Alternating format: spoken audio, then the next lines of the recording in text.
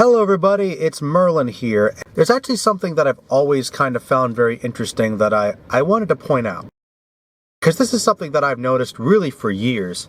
And this is something having to do with Pokemon. Now, I will admit, I am not the most hardcore Pokemon fan. I will admit that with the exception of the first couple Game Boy games, like we're talking Red and Blue here, and Yellow, as well as the Japanese version of and the first movie, which is also butchered in America, of course.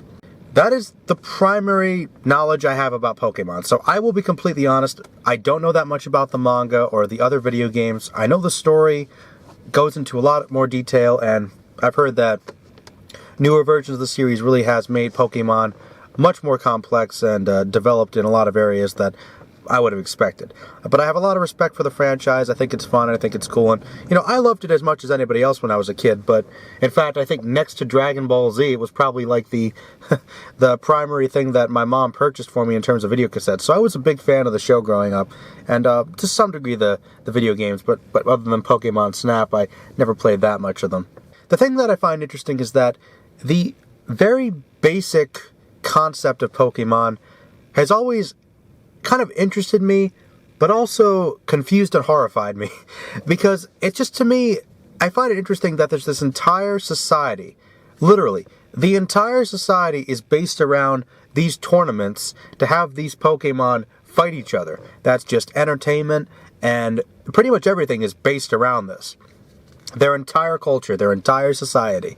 And yet, it's kind of based on something I think is pretty obvious: animal abuse. I mean, really, something in the real world, you know, dog fighting, cockfighting, whatever, you know, really, when it comes to animal abuse, especially these days, we have gotten a lot more active, and we've also gotten a lot more knowledgeable and aware of it. And, you know, and I'm just thinking it's kind of funny, and I remember noticing this and talking about this back in high school, but I've never really talked about it that much outwardly, and I'm just kind of curious if someone can enlighten me on this, or if anybody else has really thought about this, because it's one of those things I think people touch on, but it's kind of messed up. But it's messed up on two levels. Now, if you just think of the Pokemon as animals that people use for entertainment or sport, okay, you can kind of argue it. But I mean, really, it's based around having these animals go into these big tournaments and wail on each other and basically practically kill one another in combat purely for the entertainment and profit of their human masters. Now, that's one level of disturbing, but you could kind of argue it. I think the bigger issue to take with Pokemon, though, as the basis of their universe, is that if you don't really consider the Pokemon animals, but sentient beings, and as at least the anime, and I think the manga to some degree, from what I understand, show, the Pokemon, most of them, are to some degree self-aware. They're free-thinking, intelligent, aware beings. They are sentient. And yet, they are basically treated as animals and enslaved. Now, there are characters like, in the cartoon series Ash, I mean, I'm not sure how different Red is. I've been told he's a much better character, but that's neither here nor there at the moment. Based upon the knowledge I have from everything I've seen with Pokemon, they are shown as being characters that have some sentience, they have personalities, they have language, they have awareness and varying degrees of intelligence. And some of them willingly do join and bond with their masters. But that's over time. Initially, these Pokemon are either bred, or you go out and capture them and force them and subjugate them unto your will. You are their master. You are the Pokemon Master. Okay, this is not something I'm making up. That is your title. You train them to obey you. Now, on one hand, you could say, okay, they're animals, but that's not entirely how they're presented, though. Many of them actually do have some sentience. Now, like I said, I'm basing this purely on my limited knowledge, but I still think that it's the commonly accepted view of Pokemon is that they have some degree of sentience, and yet they are treated in an arguably kind of messed up manner. Now, as I said, over time, most of the Pokemon seem to be relatively okay with this and maybe even enjoy it. But there are other Pokemon that are more difficult to train that simply don't want to do it.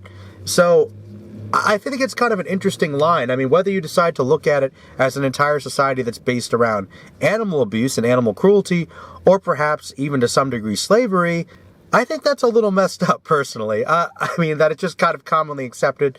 Now, of course, it is Pokemon. It's kind of a silly, lighthearted universe where things are very different anyway.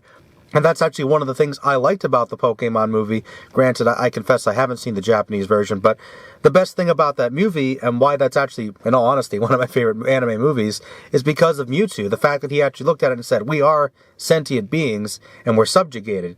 And I mean, it's a really interesting plot point. He's self-aware of the fact that he's a Pokemon. And I mean, we used to joke about it back in the day, but it's kind of what makes him a fascinating character in that particular film, is that he's actually pointing that out. And I just think that that is something that is a worthwhile point, actually, when you really think about it.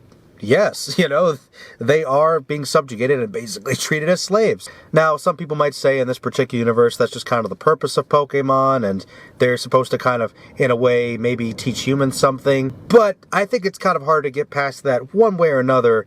The Pokemon universe, that world, that particular version of Earth, is essentially run on either animal cruelty or some form of slavery.